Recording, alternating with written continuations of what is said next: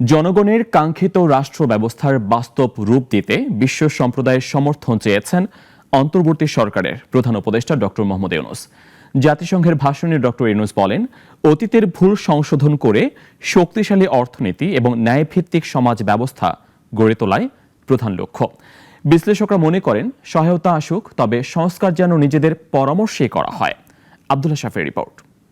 Summit of the future আয়োজনে সাধারণ পরিষদের অধিবেশনে কি ভাষণ দেন ডক্টর ইউনূস তা নিয়ে আগ্রহ ছিল সবার।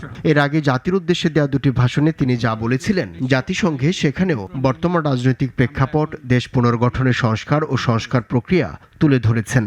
বাংলাদেশে বিগত ১.৫ শতকে একই সঙ্গে সহায়তা চান জুলাই আগস্টে আন্দোলনের মধ্য দিয়ে সুশাসন ও বৈষম্যহীন বাংলাদেশ বিনির্মাণের যে জন আকাঙ্ক্ষা তৈরি হয়েছে তা বাস্তবায়নের এবং ন্যায়ভিত্তিক সমাজ ব্যবস্থা গড়ে তোলাই এই মুহূর্তে আমাদের মূল লক্ষ্য। ইউনূস জোর দেন মানবাধিকার, গুম খুন ও বিচারহীনতা এবং ব্যবসা বাণিজ্যে অনুকূল পরিবেশ তৈরির উপর। সেগুলোর জন্য প্রয়োজনীয় সংস্কার, যা কমিশন গঠন করে ইতিমধ্যে শুরু হয়েছে।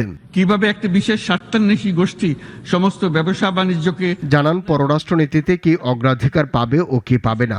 বিশ্বব্যাপী যুদ্ধের সমালোচনা করেন, আহ্বান জানান ফিলিস্তিন ও ইউক্রেন যুদ্ধের। উঠে এসেছে রোহিঙ্গা সংকট ও আঞ্চলিক নিরাপত্তা নিয়ে তার ভাবনা। যে মানবতা বিরোধী অপরাধ হচ্ছে তার জন্য সংশ্লিষ্ট সকলকে দায়বদ্ধ করতে হবে। বিশ্লেষকরা মনে করেন, ভাষণ হিসেবে সুন্দর, সুচিন্তিত, যা জাতিসংঘের মতো মঞ্চে এমন বক্তৃতায় প্রত্যাশিত।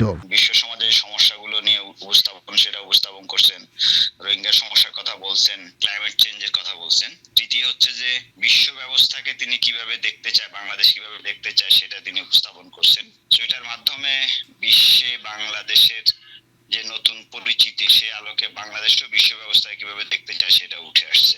তবে সংস্কার প্রস্তাবে সহায়তার ক্ষেত্রে পশ্চিমাদের কোনো শর্ত আছে কিনা সেগুলোও যেন মাথায় রাখা হয়। সংস্কার যেগুলো হবে সেগুলো তো আর যুক্তরাষ্ট্র বা ভারত বা চীন তারা কি বললো সেই অনুযায়ী হবে না।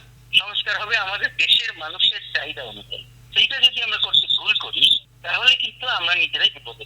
সংস্কারগুলো আমাদের জন্য যেমন সুবিধা বয়ে আনবে, পৃথিবীর সকল দেশের সাথে আন্তর্জাতিক পর্যায়ে কাজ করার ক্ষেত্রে সুবিধা বয়ে আনবে। সেখানে কোনো শর্তের প্রশ্ন নয়, সেখানে সবার সাথে যেন কনভার্জেন্স অফ ইন্টারেস্ট হয়, সেই প্রচেষ্টা সকল পক্ষ থেকে অবশ্যই থাকবে। বিশ্লেষকদের অভিমত, অর্থনৈতিক বিশৃঙ্খলা রোধ আর পাচারকৃত টাকা ফেরত আনায় দৃশ্যমান উদ্যোগ দেখতে চায় জনগণ। কারণ বক্তৃতায় সুন্দর সুন্দর কথা এর আগের সরকার প্রধানরাও বলেছিলেন। আমাদের জনগণ একটা ন্যায্য।